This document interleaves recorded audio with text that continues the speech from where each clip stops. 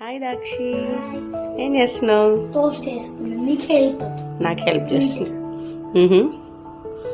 నువ్వేం చేస్తున్నావు?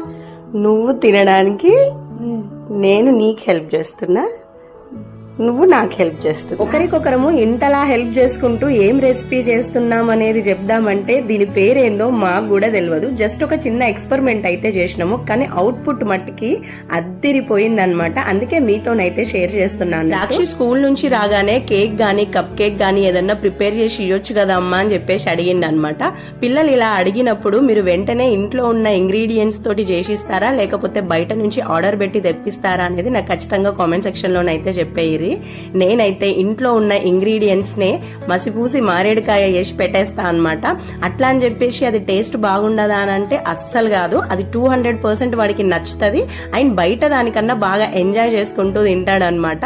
అలాంటి రెసిపీయే ఇది కూడా. ఇక్కడ నేను ఫ్రెంచ్ టోస్ట్ రెసిపీనే కొంచెం మార్చేసిన అనమాట. చాక్లెట్ టోస్ట్ అయితే చేసేసిన అన్నట్టు. ఒక బౌల్లోకి cocoa powder, milk powder, sugar అట్లనే మిల్క్ తీసేసుకొని బ్రౌన్ బ్రెడ్ ని మంచిగా టోస్ట్ చేసిన తర్వాత ఈ మిల్క్ ని పైనుంచి అయితే యాడ్ చేసిన అన్నట్టు. కంప్లీట్ సాఫ్ట్ గా చేయకుండా కొంచెం క్రిస్పీగా కొంచెం సాఫ్ట్ గా అట్లయితే చేసిన. పైనుంచి కొంచెం డ్రై నట్స్ అండ్ బ్లూబెర్రీస్ పెట్టుకొని తింటే మస్తు. పిల్లలు కూడా కేక్ అడిగినప్పుడల్లా ఇది ట్రై చేయండి, నచ్చుతుంది.